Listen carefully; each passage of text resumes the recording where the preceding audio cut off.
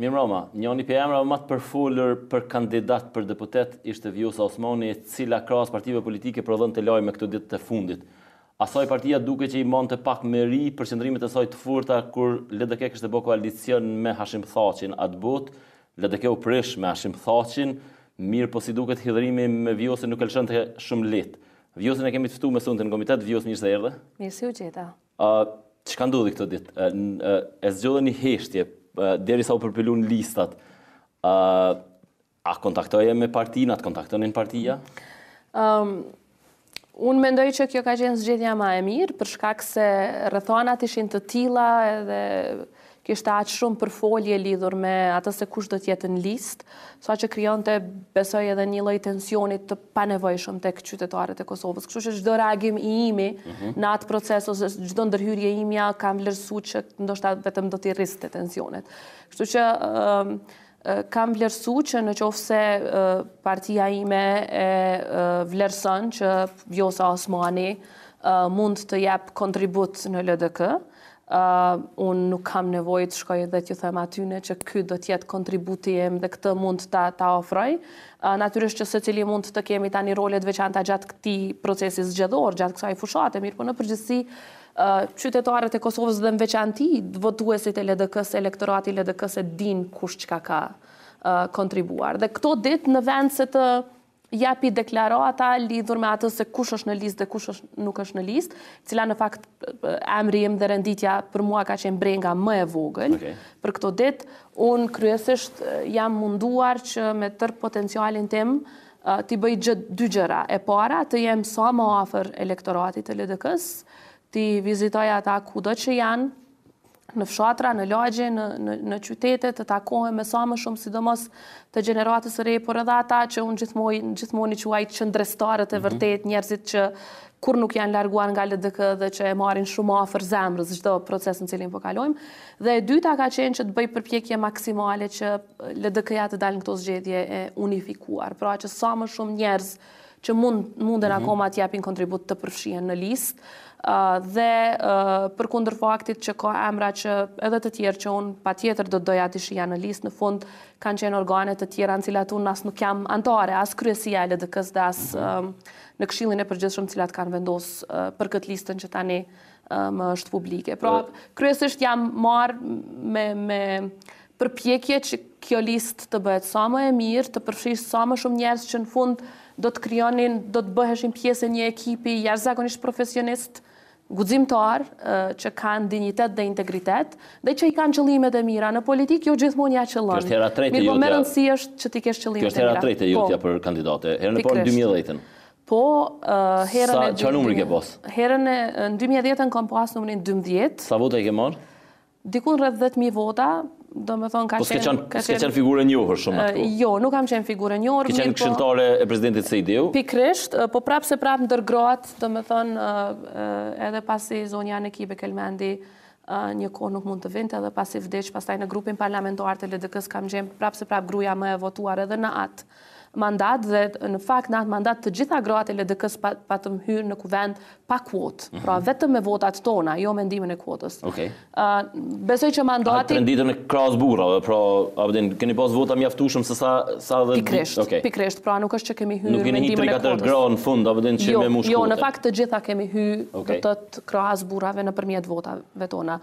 Unë mendoj që pastaj ka qenë puna në mandatin në cilën edhe kemi qenë bashkë si kolegë, që është vlerësu prej qytetarëve, për çka edhe kam marrë afër 40.000 vota herën e dytë, pra në vitin 2014.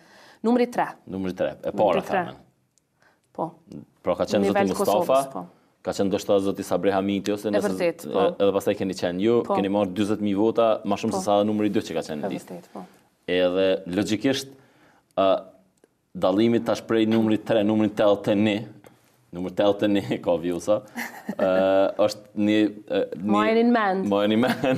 është një rënje e konsiderueshme. Atë konsultuar për numër, a vetëm unë njoftuar përmes mediave kur e morë numrin? Unë në kontaktet e mia me zotin Hoti e kam njoftuar që për mua numri nuk ka rëndësi, por ka rëndësi që kur dalim para qytetarëve të Kosovës, të jemi sa më unik si parti, sepse atëherë unë do të dalë me fytyrë para qytetarëve dhe do të di çka po mbroj. Dhe absolutisht do t'jem ballhapur para tyre kur t'i kemi gjithë këta kolegë me vete. Pra në asnjë moment nuk ka qenë ky problem. Vlerësimin pastaj e kanë bërë ata. Pra ti u takove me Hotin para si mu caktu numri. Unë jam takuar me Hotin menjëherë si është mandatuar. Nga partia si kandidat për kryeministër. O befasove me zhvendusin e zotit Isa Mustafa për pozitës? Në të shtunën kam qenë edhe unë në Istog. A në tubimin e famshëm? Në tubimin ku ka ndodhë. Them sinqerisht nuk e kam prit, mirë po jo, unë nuk e kam prit, ndoshta pse nuk kam qenë informuar lidhur me zhvillimet në parti, pra ka 3 vite që nuk jam në asnjë organ vendimarrës dhe në asnjë takim. Jo, nuk jam as anëtare. Jo, as në këshill të përgjithshëm. Kështu që nuk e di se çfarë diskutime janë bërë dhe nuk kam pas pritshmëri të veçanta. Mirë po i dëgjoja deklarimet publike të anëtarëve tjerë të kryesisë dhe ata gjithë thonin do të jetë kandidati për kryeministër do të jetë kryeministri Mustafa, prandaj edhe unë mendoja që ndoshta kanë vendosur ashtu. Pra ajo në Istog më ka befasuar. Mirë po nuk më ka befasuar pastaj për zgjedhja e zotit Hoti. A keni pas komunikim me zotin Mustafa, si më thonë komunikim të kurtuazisë bile me njëri tjetrin? Po. Pra mirdita, po ma herët keni pas komunikim ma intenziv, si më thonë para marrëveshjes me Thaqin, ju keni edhe bashkëpunu nështë me një të zoti Sejdiu, ka qenë edhe zoti Mustafa një kokëshilltari i tij. Po, në fakt ne kemi bashkëpunuar që nga viti 2006 dhe kemi pas bashkëpunim jashtëzakonisht mirë, që besoj është reflektuar edhe në përkrahjen që e kam dhënë atëherë për kandidatin tonë për kryeministër, për zotin Mustafa, edhe gjatë gjitha proceseve zgjedhore, po edhe në çdo projekt që e ka pas partia. Besoj kjo ka qenë evidente dhe nuk është diçka që mund të komentohet më tej, sepse ekzistojnë intervistat, ekziston çdo vlerësim që unë e kam bërë për zotin Mustafa dhe që zoti Mustafa e ka bërë për mua. Pra absolutisht. Zoti Mustafa kur e ka votu, unë kam pas kur ju se votut komplet qeverin, zoti Mustafa pat një fjalim, tha i falenderoj gjithë edhe ata që më keni votu, edhe ata që s'm keni votu, përveç juve të LDK-s që s'm keni votu. Ta shkru largu si rebel, pra edhe foli për tradhtia të mëdha dhe për thika pas shpine. Atëra mi thonë që m'ja rikujtu momentet orët e para? Nuk kam pas mundësi me diskutu me te për këto gjana. Mirë po, sidomos disa ditë para mocionit dhe takimet e përbashkëta të grupit parlamentar që i kemi pas me zotin Mustafa, për mu kanë dëshmu që problemi më i madh i grupit parlamentar dhe i LDK-s si parti gjatë këtyre 3 viteve ka qenë pikërisht mungesa e komunikimit intensiv. Sepse shumë gjana, shumë mëri, shumë prej atij mllefit që ju e keni dëgju, shumë prej keqkuptimeve, sulmeve, ishin eliminu me një komunikim të thjesht mes veti dhe besoj kishim te i kalu këtë periudhë shumë ma lehtë dhe kishim dalë shumë ma të fortë tash pas mocionit. Po, për mu tash ajo është kapitulli mbyllur. E qartë, po, qysh me bindë votusin, pra, barabarësisht ka qenë radikal zoti Mustafa, që nuk do t'hi me Thaqin atëherë, tash barabarësisht po thojnë që nuk do t'hi prapë. Pse atëherë, pse mi besu tash kur njëjt këmbgull që ngon edhe atëherë?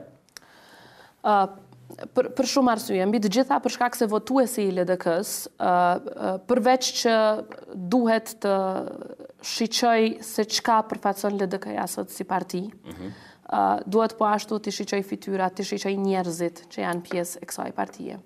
LDK-ja ofron 110 kandidat së bashku me koalicionet, dhe brenda asaj partie ka shumë njerëz me integritet, ka shumë njerëz me dignitet, cilët e kanë mbajtur fjalën e dhënë. Dhe brenda asaj partie po ashtu ka njerëz që më herët kur nuk kanë kandiduar për deputet, për shembull kryetar Degësh, që kanë bërë punë të shkëlqyeshme, por gjatë këtyre 3 viteve kanë luftu për demokraci të brendshme, kanë luftu që t'i mbrojnë deputetët që kanë pas mendim ndryshe, dhe kanë luftu për ne, kanë qenë zëri ynë për gjithë neve që nuk kemi qenë pjesë e Këshillit të Përgjithshëm dhe pjesë e kryesisë. Dhe edhe ata e meritojnë një shansë. Pra në qoftë se votuesit e LDK-s dëshirojnë të besojnë, dëshirojnë të shohin që fjala e dhënë mbahet. Ata e dinë se këtë duhet ta përkrahen. Ndërsa mbahet pejteje, po jo pej partisë. Jo, Partia përbëhet nga individ. Partia ne jemi partia. Ne jemi partia. Po herën e fundit se ka mojt fjallën. Dhe unë mendoj që ka qenë gabim dhe kam thënë 1 milion herë përfshia dhe këto të ju disa herë. Po të se janë do momente kur do të me shumë bluz, ajo këmë thonë edhe...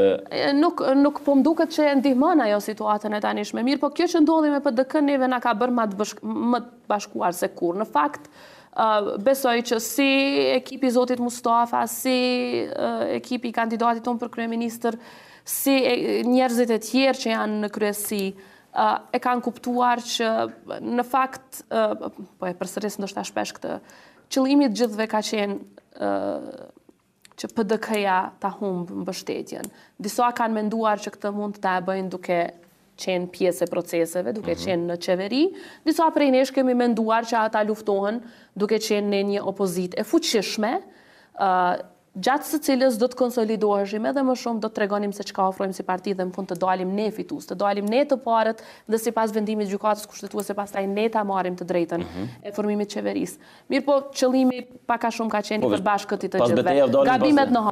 Gabimet në hapa natyrisht që janë bërë, megjithatë duhet secili që ka kontribuar në këto vendime të dalë tash para qytetarëve dhe të shpjegoj pse. Unë mendoj që për te i fjalimeve që ne i majmë në tubime, duhet t'ju bëjmë edhe qytetarëve pyetje. Çka mendoni për punën time këto 3 vjetë? Ata duhet flasin ma shumë se ne në këto tubime. A kam bajtur fjalën për këto çështje? Çka ka gabu Vjosa Osmani? Cilin veprim politik të saj, ose cilën votë të një ligji nuk e keni pëlqyer? Dhe unë në qoftë se për shembull në mandatin e parë 2010-2014 jam pendu që nuk kam qenë shumë ma e zëshme për shumë çështje. Për shembull, kur është votuar marrëveshja Kosovë-Serbi, keni qenë edhe ju aty e vitit 2013. Ju e dini unë pata votuar kundër. Ende mendoj që ato çështje që kanë qenë problematike janë dëshmuar këtë proces dialogut që ato faktikisht e kanë pengu suksesin e këtyre negociatave. Mirë po unë kam votu kundër, po nuk kam dalë me spjegu pse në kuvend. Ende them pse nuk dola, pse nuk fola, pse nuk e spjegova gjitha qëndrimtimin lidhur me këto probleme. Pra, këtë e kam si pendim mandatit parë. Pendimin e mandatit dytë e kam që gjithë ato ligje që i kam përgadit, që më kanë mbetë si nisma në sirtare, nuk kanë mujt me kalu, qoftë për shkak të krizës politike, qoftë për shkak të patriotëve, gjuhës patriotet radhtar, qoftë për shkak të dhunës që u përdorën në kuvend dhe blokadës së punës së kuvendit. Pra, ajo që apo dua të them është kjo. Në qoftë se qytetarët e Kosovës, në kuvendin e ardhshëm, dëshirojnë të kenë përfaqësues që do të merren me problemet e tyre esenciale, e jo me ato probleme që përbëjnë vetëm 9% të interesave të qytetarëve, që kanë interes në qytetarë, pra demarkacioni, asociacioni, po të merremi me ato që janë 81%, pra mbajeni mend, të brengave të tyre që kanë të bëjnë me punësimin, kanë të bëjnë me arsimimin, kanë të bëjnë me shëndetësinë që nuk është në gjendje të mirë. Vetëm atëherë ata duhet të ulen dhe pavarësisht se cilin parti apo cilin koalicion e votojnë, të shiqojnë nga numri 1 deri te numri 110. Se cilin nga këta njerëz ne nuk jemi vetëm numra. Ne jemi njerëz të mirë, të këqij, nuk është me rëndësi. Për mua, ka qenë dhe mbetet me rëndësi vlerësimi që ma japin qytetarët. A ke pas kërkesë për numër tjetër, edhe pak për nalmit të numrit, se kena diskutuar një Kosovë, ka diskutuar për numrin tanë. Tash 81 që kam u duk si numrin 1. Po, apo të kena mja nisë me një... Unë kam pas oferta prej njerëzve tjerë të koalicionit që të më jipet ky numër ose ai numër, mirë po nuk kam dashur që partnerët tjerë të koalicionit përkundër faktit që janë tregu jashtëzakonisht korrekt. A është e vërtetë që zoti Paculli ka propozuar që ju më kon kandidate e përbashkët për kryeministër? Është e vërtet, po, dhe po ashtu më vonë ka ofruar edhe numrin 2, gjitha mirë, po unë... E pse kjo afërsi e Pacullit ndaj jush? Në fakt ne as nuk jemi takuar kurrë, ajo që më ka thënë dhe unë besoj plotësisht ka qenë thjesht vlerësimi i punës dhe asgjë tjetër. Pra para se me dhënë propozimin, a ju ka thirrë më thonë që ju propozoj për kandidate për kryeministër? Jo, në fakt, masi e ka. Masi e ka. A kishit pranu nëse dhe partia do t'ju mbështeste në këtë herë? Në qoftë se partia do ta bënte, në fakt, unë do ta pranoja një diçka të tillë natyrisht në qoftë se iniciativa do të vinte nga partia, sepse unë jam aty tash që 17 vite, secili njeri më njeh, secili njeri e din kush sa ka kontribuar. Mirë po, natyrisht për kundër faktit që unë kam bashkëpunim shumë të mirë, natyrisht edhe me njerëz në akër, edhe me njerëz siç e dini në alternativa, bashkëpunim të jashtëzakonshëm dhe mbien tepër mirë që janë aty. Iron pak si rrutull dhe erdhën na peç aty. Nuk ka rëndësi, me rëndësi që jemi bashkë, dhe unë vërtet ndihem shumë mirë në mesin e tyne. Qëllimi im ishte që vlerësimin që e marrë të marrë nga partia ime, sepse e jo të shkojnë nëpërmjet mundësive të tjera për të hyrë në listë. Mirë, po unë vërtet i falenderoj që të dyja partit e koalicionit për korektësinë që e kanë tregu dhe për interesimin e tyre të jashtëzakonshëm që patjetër të jemi bashkë në këtë betejë. Edhe pak të çështja kryeministrit. Zoti Paculli tregoi më vonë çka ndodhi me propozimin e tij, a nuk u mbështet? Apo qiti edhe latë farpune? Nuk i di detajet. S'ke full, Nuk i di detajet, besoj që mund t'i sqarojnë vetë zyrtarët të operës në ndërkohë.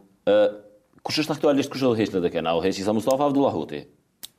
Abdullah Huti është kandidat për kryeministër, pra nuk e udhëheq Mirë, për tash fakti që Isa Mustafa ka dhënë ndërheqje taktike, pra sipas perspektivës teme, si analist e konsideroj që ka luajtur një hipotezë të mirë, pra e ka hekat barrën e vet, edhe ka vunë plan të parë një ministër të financave, i cili nuk ka ndonjë problem edhe nuk shquhet për afera korruptive.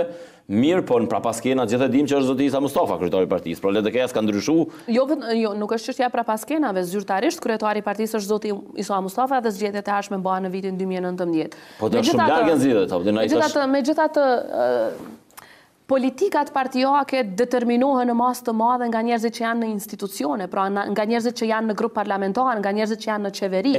Dhe kjo unë mendoj që është një hap i madh që i ka ndihmuar jashtëzakonisht shumë partisë, sepse është një kalim i kompetencave, më shumë them ekzekutive, në duart e gjeneratës së re dhe gjeneratës së mesme dhe njerëzit që kanë dëshmuar profesionalizëm dhe punë të ndershme. Dhe Abdullah Huti është edhe përfaqësues pikërisht i kësaj gjenerate që çka që ka arrit deri sot ka arrit me punë edhe me profesionalizëm. Tash vërtet ka qenë ministër i financave dhe ministër jashtëzakonisht i suksesshëm i financave. Dhe unë mendoj që bashkë me të mund ta bëjmë një ekip jashtëzakonisht të mirë që përfundimisht qytetarët e Kosovës të vlerësojnë një ekip të ardhshme qeverisëse në bazë të vlerave profesionale dhe punës dhe qëndrueshmërisë. Pra si karakter, si politikan që secili prej nesh e kemi treguar. Dhe jo vetëm të merremi me atë se kush po jep deklaratë më nacionaliste apo më patriotike, sepse ato do ta krijojnë edhe një kuvend tjetër ku ballafaqimet titanike do të jenë vetëm për tema tepër të mëdha dhe sikur në mandatin e kaluar si kuvend nuk do të mund apo do të anashkalojnë përsëri folëm për këtë tema të rëndësishme. Folëm te LDK-ja. Kena raste, pra këtë tema kena mi diskutu ma shumë mas zgjedhjeve. Pa marrë parasysh fatin e zgjedhjeve. E kemi rastin e Shqipënisë Lul Basha me Sali Berishën. Sali Berisha ndonëse se nuk është kryetari i partisë, si figurë qendrore ka dëmtuar jashtëzakonisht shumë reputacionin e zotit Basha, sepse gjithë besojnë që ai është kryetari real. Në këtë rast, zoti Abdullah Huti, barci listës, eventualisht kryeministri i qeverisë. Mirë po, ai do të jetë i pari i qeverisë, por nuk do të jetë i pari i partisë. Pra, këto dualizmat nuk është që janë të mira në brenda subjekteve politike. Shto këtu faktin, pra, dhe në 2019 Isa Mustafa do të jetë. Pra, nuk është që LDK-ja është në pozitë lehtë pas zgjedhjeve. Reforma brenda një partie nuk bëhet vetëm duke ndryshuar kryetarin e partisë. Problemet me demokraci të brendshme në të gjitha partitë politike, përfshi këtu edhe LDK-n, janë strukturore, po pra janë në të gjitha strukturat, në mënyrën se si zgjedhen degët, në mënyrën se si përdoren aklamacionet, në mënyrën se si interesa komplet të tjera dhe jo fryma e vërtet demokratike determinon procese. Unë megjithatë mendoj që në krahasim me disa parti të tjera që e mbajnë një kongres dhe asgjë tjetër, LDK-ja megjithatë i mban aktivistët e vet, i mban njerëzit e vet të angazhuar në proces zgjedhor, nga në degët, në përlagj, në përfshatra, në degë dhe pastaj edhe në konventën kryesore të partisë. Por megjithatë, fuqia politike, proceset politike do të determinohen nga njerëzit që janë në institucione dhe jo nga personat që ulen në zyret e LDK-s në qafë. Edhe pse kuptohet, vendimet e organeve të partisë do të jenë të rëndësishme, por ajo që ka nevojitet sot për LDK është një kohezion, një konsistencë, një konsultim i vazhdueshëm në mes të grupit parlamentar, anëtarëve të kabinetit qeveritar nga LDK-ja dhe këtyre strukturave, pra Këshillit dhe Kryesisë. E jo Kryesia dhe Këshilli të mos përfshin gati fare deputet në mesin e vet, të marrin vendime, do më thënë duke mos e marë parasysh atë se çka mendon baza, çka mendojnë qytetarët, çka mendojnë votuesit, cila është vërtet esenca, çka shkruan aty në marrëveshjen e demarkacionit, cili prej tyre në kryesi e lexon dhe analizon dhe konsultohet me minimum 6 ekspert drejtës ndërkombëtare publike, që vjen edhe i tregon deputetit dhe i thot te ke për obligim me votu kështu, kur vetë i ka marrë 200 vota në zgjedhjet e fundit dhe i tregon deputetit me 20.000 apo 12.000 apo 30.000 vota dhe i thot ti kështu do votosh sepse unë mendoj kështu. Po besoj që këto mohabetet jemi një Isa Mustafa, pra këto që po i thoni ju. Lëtinin të gjithë, duhet kohezion, duhet punë e përbashkët, nuk mundet grupi parlamentar me u konsideru grup si një makinë votuese. Nuk është makinë votuese, për asnjërin parti nuk do duhet të mendojë si e tillë. Jo të vendos kryesia, qofte LDK-s, qofte vetëvendosjes, qofte PDK-s, se kështu duhet të jetë, dhe pastaj deputetët të shkëputur komplet nga kjo mënyrë vendimarrjes vetëm të ekzekutojnë vendime.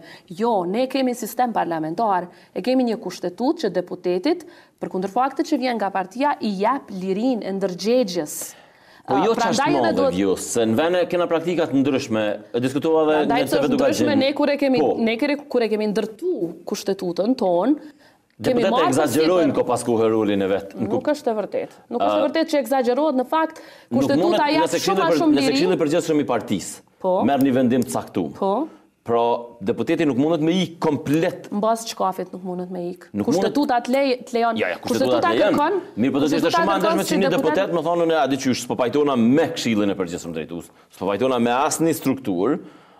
Unë si takoj më kësoj strukturë, sepse mirë, po partia, që ku është gabimi ju çka po harroni Berat. Partia nuk është vetëm struktura. Në Kosovë LDK-ja i ka afër 200.000 votues. Ata janë njerëzit që ne duhet i dëgjojmë. E jo një grup i ngushtë, 3-4 veta, të marrin një vendim, i cili pastaj vendoset pa diskutime në një organ me 3-4 veta dhe në fund edhe kjo është për shkak të stërkeqjes partisë, sepse në thona normale.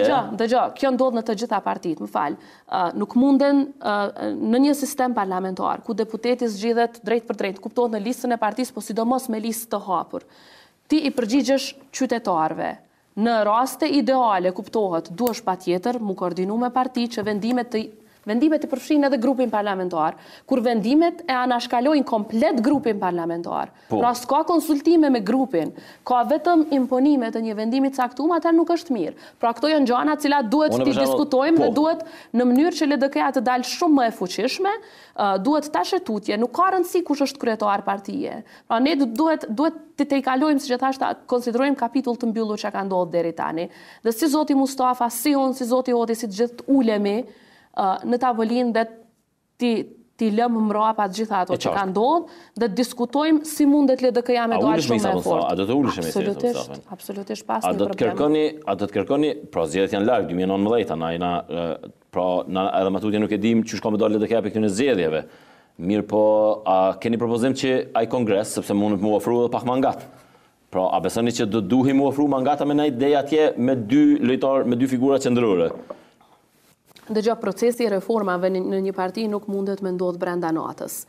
Si që thash, ky është hapi parë, lista e LDK-s që përfshin shumë të ri, përfshi kapacitetet jashtëzakonshme edhe nga shoqëria civile, cilë të besoj që do të përshtohen shumë mirë brenda punës, natyrisht, brenda punës së LDK-s dhe punës tonë ekipore. Fakti që zoti Abdullah Hoti është kandidat për kryeministër. Mirë, po Abdullah Hoti vjus nuk çto që po i thun ti. Abdullah Hoti është, i thashtë edhe në studio kërë po, ta teknokrat për i thujnë, ai... Nuk ka kur gjithë keqe atë? Jo, absolutisht, aja shumë e mirë, bile, se mirë po energjin politike, ai duket sikur nuk e ka, edhe nuk e ka, pra, ka fillu fushata zgjedhore, ai është kërkun për mu pa, pra, në Benelux është, edhe partia kërkon njerëz këtu. Partia, prandaj, sidomos LDK-ja, shkon për te një individi. Abdullah Hoti nuk është vetë. Abdullah Hoti e ka një ekip mrapa, dhe se cili ka ma shumë energji se tjetri. Pra, ne punojmë bashk, ne punojmë si ekip. Nuk është këtu puna të individi, as të Emri, as të Vjosa, as të Avdullaj, as të tjerët. Po çka duhet me ndodhë tash? Në qoftë se qytetarët e Kosovës, unë këta e kam qujtë, këto zgjedhje janë referendum për reformën e LDK. Është shansa jonë e fundit. Në qoftë se zgjedhësit, në qoftë se qytetarët kanë vlerësu këto përpjekje për reforma gjatë këtyre viteve, ata do t'i përkrahin pikrisht këta njerëz që i kanë bërë këto përpjekje. Në qoftë se ne jemi të fuqishëm në grup parlamentar dhe në qeverinë e ardhshme, atëherë fillon procesi zgjedhor, edhe ashtu gati një vit zgjat, në fakt. Fillon procesi zgjedhor diku në fillim të vitit 2018, zgjat gjatë tër vitit, deg në deg, sepse duhet të jetë proces vërtet demokratik. Pra, për më shku dhe 2019, do të me fillu puna në 2018. Po, unë nuk kam asë një problem që të shkohet në proces të rregull zgjedhor. Për deri sa ka aktivitet. Ne duhet të jemi çdo ditë në secilën ndeg, të punojmë me bazën dhe të jemi pjesë atyre proceseve ku vota e fshet respektohet. Kjo është esenciale për mua. Ti hekdora dhe matuti pe garës për të parën e partisë. Unë nuk kam hek kur dorë nga gara për reformimin e LDK-s. Kush do tjetë i pari ose e para partisë, ka qenë dhe mbetet për mua e parëndësishme. Mirë, po do t'i nënshtrohesh një votimi tardhshëm. Nuk është që tu kanë hek ambicet për me udhëheq partinë, sepse ti beson që mundesh me udhëheq atë. Nuk ka qenë kjo kur çështje ambicie personale, përkundrazi ka qenë vlerësim i një ekipi që në atë moment të caktuar është dashur unë të kandidoj për të treguar që në këtë parti vlerësohen edhe gjenerata e re dhe vlerësohen edhe gratë dhe mund të arrijnë deri aty. Kjo ka qenë kryesisht mesazhi që ne kemi dashur ta japim. Edhe pse fatkeqësisht nuk u lejua kandidatura, po megjithatë mendoj që do t'i ndihmonte, pavarësisht rezultatit fundit, do t'i ndihmonte shumë partisë të japte një shembull të tillë. Mirë, po ne duhet të tregojmë që kërkesa për reforma nuk është kërkesë që lidhet me një emër. Në qoftë se dalim dhe flasim me qytetarët e shes se po vlon, vërtet po vlon. Shkon me një fshat dhe vinë 400-500 njerëz.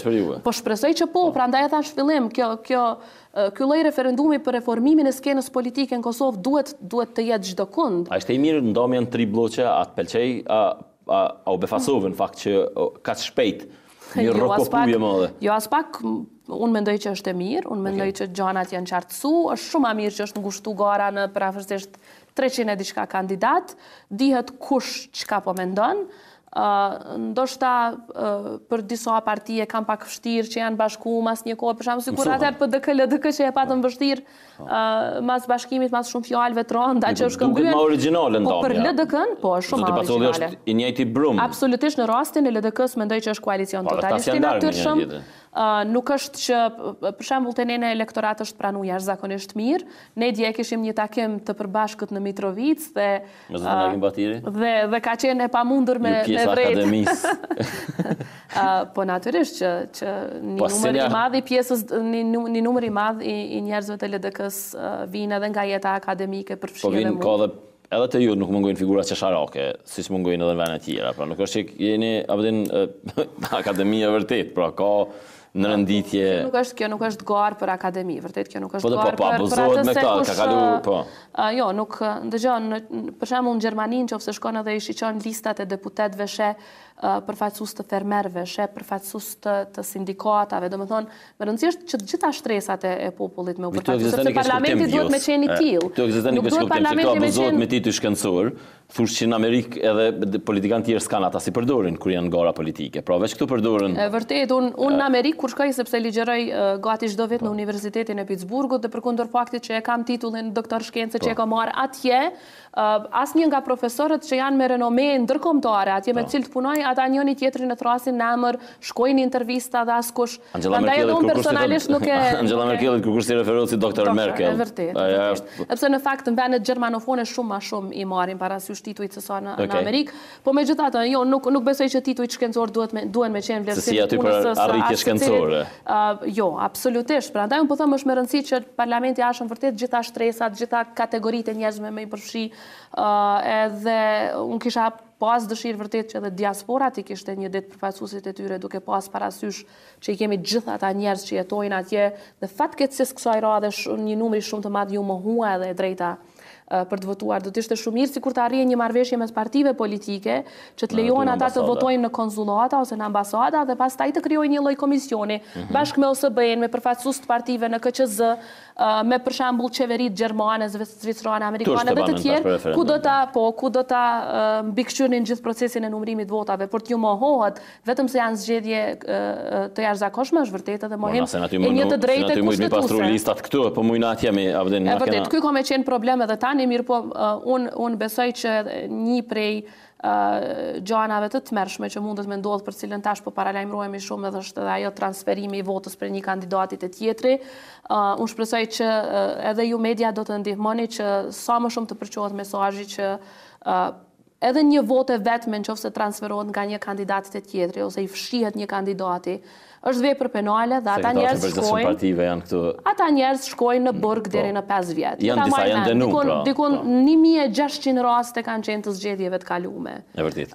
Të raste të vjedhjeve që janë zënë, dhe unë mendoj që qytetarët e Kosovës, veçanti komisionerët e vëzhguesit, duhet të jenë jashtëzakonisht vigjilent, të mos mashtrohen nga askush në përpjekje të tilla, sepse nuk ka asgjë më me rëndësi se sa liria e tyre.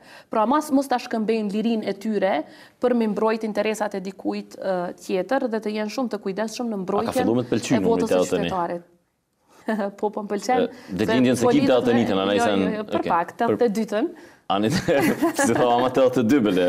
Ja, për shkak se nuk ka qenë vërtet, nuk ka qenë brenge imja fare numri, po pse e kam vlerësuar aty, nuk e di. Ç'është pave prurjet në LDK? Veprim shumë i mirë, veprim cilën unë e kam kërkuar dhe për cilin kam folur në LDK qysh nga koha kur për herë të parë jam bërë antare kryesisë e LDK-s, përpara ka pas ma shumë rezistencë, tash si duket ka më pak që është shumë më mirë. Dhe unë mendoj që këta njerëz me cilët Kosova është e vogël, ne kemi pas bashkëpunim shumë të mirë me një numër të madh të tyre, qoftë me Lumirin, qoftë me Dardan Veliën, qoftë me Dritonin Selmanaj dhe të tjerët që kanë ardhur në parti dhe unë vërtet ju uroj shumë suksese dhe mezi po pres me bashkëpunu me ta në ndërtimin e politikave të LDK-s. Në tjetër njëri për figurave qendrore nuk u duk spaku familja ati zoti Sabri Hamiti, i cili u zhvendos numër 14. Po të një reagim djepi Mohamed Hamitit, nipi i tij, i cili sulmoi Isa Mustafën si komunist, sepse zoti Hamiti është njëri prej, si më thonë, lidhjeve zinxhirore me presidentin Rugova, pra njëri prej bashkëpunëtorëve të tij të asaj kohe. Besoni që ishte e renditur mirë zoti Hamiti? Unë nuk e di, drejt me tregu ende nuk e kam pa listën e plot. Numër 14. Nuk e kam pa listën e plot dhe as nuk e di përveç faktit që e di që 3 vendet e para kanë qenë për 3 përfaqësuesit e koalicioneve. Pra, këtë e kam ditë, për tjerat nuk kam pas ende mundësi me i pa për shkak të takimeve të shumta në teren. Mirë po, unë mendoj që do të ishim edhe më të fortë sikur shumë nga themeluesit, njerëzit që 27 vite nuk janë dorëzu para asnjë presioni, nuk janë dorëzu as para plumbave, vetëm shkaku i këtij identiteti politik, sikur edhe ata të ishin bashkë me ne. Mirë po, kjo për mua është edhe një barë shtesë, sepse edhe në konsultime me ta, edhe në takime, unë vërtet së bashku me kolegët e tjerë të cilët do të garojmë këto zgjedhje, shpresojmë që do të mund ta përqojmë edhe zërin e atyre që ndihen të përjashtuar. Tash, renditjen e secilit, unë besoj që përgjigjen përfundimtare pse ky person është këtu, pse ky person është më poshtë, duhet ta japin ata që kanë qenë në komisionin e vendosjes përpilimit listave. Zakonisht është një komision 3-4 veta, nuk e di kush ka qenë kësaj radhe saktësisht, pastaj miratohen kryesi, këshillin e përgjithshëm ka qenë pak si hutim procesi, edhe pse s'kam qenë aty, po vërtet nuk e di saktësisht. Ju për shkak të vëmendjes mediave, pra që thojnë ishit shumë e madhe për më të eliminu komplet, edhe partia u detyru për shkak të presionit mi u vu aty, fatin ta nuk e patën disa ish kolegë tu, Adem Salihaj, Shpetin Bulliqi, Baxhakun, Prizren, ishin. A beson që do duj me qenë edhe ata në listë për deputet, a që konsideron është largimi e eliminimin e tyre? A ishte politik, a ishte akmarrje? Unë mendoj që është dashur të jenë në listën për deputet. Megjithatë ne duhet patjetër të gjejmë një mënyrë që kontributi i personave që ju i përmendet, të cilët kanë dhënë kontribut vërtet të madh për fuqizimin e LDK-s, jo vetëm në komunat e tyre, por edhe në nivel nacional, duhet të shiqohet dhe jo vetëm të vlerësohet, por të shiqojmë se si munden ata me qenë pjesë e proceseve në të ardhmen. Sidomos në qoftë se LDK-ja tenton që të qeverisë, duhet patjetër të përfshi disa prej njerëzve që respektohen në popull, që respektohen edhe profesionalisht, dhe që e rrisin mbështetjen e LDK-s. Pra nuk shoh mundësi të largimit të tyre dhe mua më vjen mirë që pavarësisht gjithave që kanë ndodhur, prapë se cili prej tyre vazhdon me qëndru në LDK. Dhe të njëjtin veprim do ta bëja edhe unë pavarësisht vendimit që do të merrej në lista, sepse LDK-ja, po e them prapë, janë qëndrëstarët e vërtet. Ata janë LDK-ja vërtet, jo njerëzit që... Me kalimin e kohës o të kur LDK-ja, pra kanë qëndru e do s'kanë mujtë me qëndru, e keni hub edhe Prishtinën, e keni hub bastionin e LDK-s. Ti e din qysh është hub Prishtina, për shkak se në balotazh ka qenë një bashkim edhe i partive tjera që shkretin natyrshëm. Shpresë që PDK-ja me mbështet LDK-n. Jo, unë personalisht as sepse ata zakonisht ankohen që na mor PDK-ja, po ju s'keni prit për PDK-s. Mendoj që frika kryesore PDK-s edhe është prit që PDK-ja nuk do ta mbështes LDK-n ato zgjedhje, sepse ne i morëm shumicën e qyteteve të mëdha atkohë, edhe Ferizajin, edhe Gjiljanin, edhe Lipjanin, edhe Podujevën, edhe shumë qytete të tjera, dhe kur Prishtina shkoi në ballotazh e gjithë frika ishte që sikur LDK-ja ta fitonte edhe atë komunë, patjetër do t'i fitonte edhe zgjedhjet, sepse krijohej klima e tillë, prandaj edhe ka qenë një përpjekje jashtëzakonisht e madhe që aty të ndërpritet rrita. E vërtet. Mirë po, unë besoj shumë që me një vendim të mençëm, me një kandidat të përgatitur shumë mirë, me të kaluar politike të pastër, dhe që e nje Prishtinën mirë, Prishtina do të rikthehet. Ju nuk e keni dikan mendje, kjo është vetëm një CV që po e bani. Unë e kam dikan mendje, për do ta them më vonë. A është në listë për deputet ai që e keni në mendje? Ma mirë nuk po hape më pak. Nuk po thamë a është në 10-shën e parë, po a është në listën e 110 vetëve? Ma mirë nuk po diskutoj ma shumë, megjithatë shpresoj shumë që ose këtë kandidatin për cilën unë po mendoj, ose të tjerët do të mund t'i shtyjmë përpara. Mirë, po vete nuk e shenin këtë garë për Prishtinë? Nuk e kam mendu. Nuk e kam mendu, as nuk e kam shqyrtu si mundësi ma herët, e shoh veten më shumë duke dhe kontribut në nivel nacional. Mirë, po që kandidati që e po të në mende nuk ke vetë ti? Jo. Kisha thonë kandidat, ja. Ja, në politikisht mund me thonë vetë si kandidat. Kandidati, po ka mjaft mundësi të mira për Prishtinë. Pra ju mendoni që mundet mu ringjallë Prishtina, pra ai votuesi që ka shku në erë kënena, se nuk është që u bënë e punë madhe. Po, edhe jam e bindur që ka mu ringjallë. Ne do të fillojmë punën me 13 qershor, për mu përgatit me rikthy Prishtinën. Në pozit keni me fillu punën me 13 qershor, si LDK? Kështu si kemi fillu, bashk me ekipet mira, me një entuziazëm që po e shoh shumë më në rritje se sa në vitin 2014, ko me u dashtë shumë punë, unifikim i LDK-s, përfshirje e të gjithve, pavarësisht e janë brenda dhe listat deputetëve, unë besoj që do ta shohim qeverinë ashme të LDK-s duke u betuar diku ka korriku një muaj pas zgjedhjeve. Temave më polarizuese të mandatit kaluar ka qenë demarkacioni. LDK e ka mbrojtur me fanatizëm, zoti Mustafa edhe ajo kryesia dhe këshilli i përgjithshëm. A do ta mbrojë LDK-ja prapë këtë temë në zgjedhje, në institucione tjera, kur të formohen trejat? Ai që e kundërshtoi fuqishëm, ai është jashtë, zoti Bulliqi. Në fakt, diku 16-17 deputet të LDK-s, ne kemi përpiluar një propozim të ri. Zoti Hoti më thanë këtë studio vetë 2 vota na kanë mungu për demarkacion. Kur e ka thënë këtë punë? Para 4 javën e kalume, kur e kisha këtu, thash ju si patët votat për demarkacion, tha jo si patë PDK-ja votat, tha se ne veç 2 na kanë mungu. Në thash zoti Hoti ti numëroj 10 që tu. LDK-ja ka qenë unike për propozimin e 17 deputetëve, për atë kemi qenë unik. Ja, na dy volë për propozimin inicial. Në fakt, ideja nuk ka qenë me shku me propozimin inicial, ideja ka qenë që zoti Mustafa dështoi mi bind në Bruksel për këtë propozimin e ri, pra shkoj atje dhe... Jo, ka shku për propozim komplet tjetër, zoti Mustafa nuk ka qenë tjetër. Kur farë propozimin? Bëja kur nuk është deklaru për propozimin tonë. Nuk është deklaruar. Po tash ajo veç nëse deklarohet për çdo ditë, na dhe një propozim ajo edhe një herë. Jo, mirë, po ky ka qenë propozim që do ta zgjidhte gjithë situatën shumë shpejt. Pa problem, nuk do ta bllokonte liberalizimin e vizave dhe sikur të kishim pak më shumë kohë, se i patëm duart e lidhura, unë besoj që në diskutim edhe me shtetet anëtare se brenda BE-s procesi vendimarrjes zgjat shumë, atëherë do të zgjidhej ky problem. Sikur të shkonte ky propozim, qoftë në procedurë të amandamenteve brenda komisionit, atëherë unë besoj që të gjithë grupi parlamentar i LDK-s, pra 33 deputet, përfshi edhe zotin Bulliqi, i cili na ka ndihmuar që ta hartojmë këtë propozim, do të ishin unik. Do t'jetë vështirë për secilin blok që t'i ketë 50% të totalit votave. LVV-ja... E vërtet. Po, është pothuajse e pamundun. Me minoritetën ashta dyqysh bëhen, po pak e komplikuar. Unë mendoj që do t'jetë e vështirë edhe me minoritetet të bëhen, kështu që patjetër do të ketë nevojë për koalicione. LVV-ja sa që s'bojna me LDK-n deklaroj, me kanë bën LDK-ja ose me kanë do doje ti të bëhej?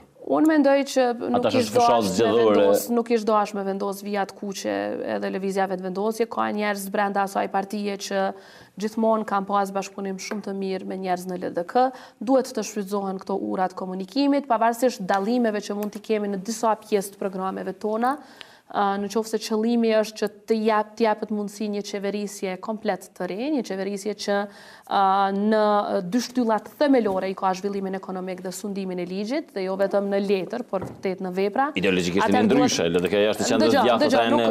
Nuk ka vërtet lidhje edhe në Gjermani ke pas koalicion të përbashkët në mes të djathtëve dhe të majtëve. Po, atë janë dy partitë të mëdha. Po janë dy partitë të mëdha, mirë po ideologjikisht të ndryshme janë, nuk të djathtë. Pra në qoftë edhe në një shtet si Gjermania, për procese të rëndësishme, arrihen koalicione të tilla, unë mendoj që kur kauza është më e madhe, duhet me ul me punu bashkë. Sipas gjitha sondazheve dhe matutin përparësi është koalicioni i krahut luftës, pra.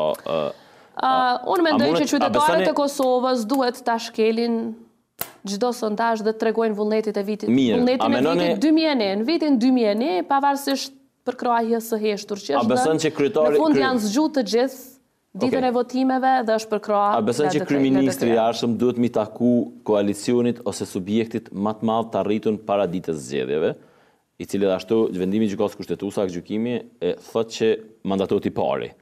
Komplikimet po vinë manej kur ai i pari s'po mundet mi bë numrat.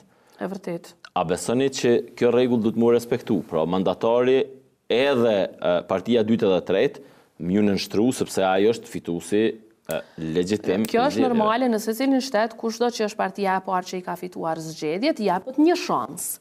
Mirë po nëse se ajo parti nuk arrin me kriju shumicën parlamentare, atëherë patjetër i jepet mundësia. A dini shembull ku partia e dytë aktualisht në rajon ose në botë e ka qeverinë, e ka kryeministin e qeverisë, partia më e madhe është në opozitë. Në Austri ka ndodhur jo para disa viteve, po s'po më kujtohet kur, në Çeki ka pas shembuj të tillë, në Maqedoni tash domethënë kemi shembullin e ngjashëm partia e madhe po mbetet, partia më e madhe po mbetet në opozitë dhe nuk po lejohet me kriju qeveri. Ky është nocion i njohur në tërë botën, është nocioni. Ka i luftës në atë e bojnë ata. Është nocioni i shumicës parlamentare Berat. Çdo ku në botë, kushdo që i bën 61 vota, nëse ai që e ka fituar ai koalicion ose parti që ka fitu zgjedhjet, qoftë edhe për një vot më shumë, nuk mundet me i bo 61%, më falni 61 vota në rastin ton, ose 50% plus ne, atëherë japet mundësia kujdo që... Mirë, por nuk do t'ishte çudi i vjos që edhe këto koalicionet, pra kur shkojnë brenda në kuvend, edhe këto kanë mu shkërmoq me njëna tjetër. Gjithçka është. Se kemi pa raste, jam me nisme me atë të Ibrahim Rrugovës, ata dalin mani kalojnë nëna pse kanë qenë me një Është skena politike në Kosovë është pak e paparashikueshme, kështu që unë vërtet më asnjë garancë nuk mund të jap, të them kjo s'do të ndodhë ose ajo nuk do të ndodhë. E vetmja që unë mund të them është prapë që përkundër ndonjë gabimi që mund të jetë bërë gjatë këtyre viteve, LDK-ja vërtet ka pas qëllim të mirë, edhe gjatë proceseve që i kemi kalu, dhe duhet t'i jepet shansa gjeneratës së re, gjeneratës së mesme, gjeneratës së Republikës. Gjenerata e Republikës duhet t'a jap shansën të tregojë se çka mund të jap për këtë vend. Ky vend mund të ofrojë shumë më shumë se sa njerëzit që deri sot i kemi pasi lider. A është ky mesazhi zgjedhor? Mesazhi im zgjedhor është që të përkrahet gjenerata e Republikës, që të përkrahen njerëzit që kanë treguar integritet dhe dinjitet. Gjenerata e Republikës, a nën kupton, si më thonë, një gjenerat Që fitojnë tash milenialet, këta që janë... Pikrisht, do me thonë, 81. 81, e kënina. 81, pra unë mendoj që qytetarët e Kosovës duhet në japin një shansë. Në japin shansën që të tregojmë se çka mund t'i ofrojmë këtij shteti me punë, sepse mjaft kemi marrë fjalime në kuvend. Në japet shansa që të tregojmë se si mund të ecet me gjithë potencialin që e ofrojnë qytetarët e Kosovës dhe ka potencial të jashtëzakonshëm, çka mund të arrihet. Mjaft më me stagnim, mjaft më me ecje përpara dhe duhet të tregohet që pavarësisht dallimeve që mund t'i kemi me partitë politike, duhet të përkrohen njerëz që për çështjet e interesit nacional janë të gatshëm të ulen rreth një tavoline dhe të krijojnë unitet. Nuk duhet të lejojmë më që modusi i politikbërjes në Kosovë të jenë inatet, mllefet apo çështjet e pasqaruara të së kaluarës. Pavarësisht se në cilën parti jemi, për çështje siç e përmendet i demarkacioni, çështja e asociacionit, procesi i integrimit evropian kërkon një tavolinë sikur kjo që e kemi ne sot. Të rumbullakët, ku si përfaqësuesi një partie të vogël, si kryeministri i vendit kanë të drejtë të barabartë të shprehin shqetësimet, propozimet dhe idetë e tyre në mënyrë që procesi të jetë i përkrahun nga qytetarët, sepse përndryshe ne do të futemi nga një krizë në tjetrën dhe ato që janë vërtet çështje që i interesojnë qytetarëve do të mbesin komplet të pasgjidhura. Okej, Vjosa, faleminderit shumë. Faleminderit për juve. Numër 80. Faleminderit. Shikues nderuar, me ne ishte Vjosa Osmani me numër 80 në listën e LDK-s për deputete. Nesër gjithashtu në mbrëmje kemi një mysafir të veçantë, është hera e parë që vjen dikush prej lëvizjes vendosje. Është fjala për zotin Xhavid Drenori, do të përpiqemi gjatë gjithë fushatës të kemi njerëz që nuk i takojnë asaj shumicës brenda partive, por ti përzgjedhëm disa. Shihemi nesër mbrëmje.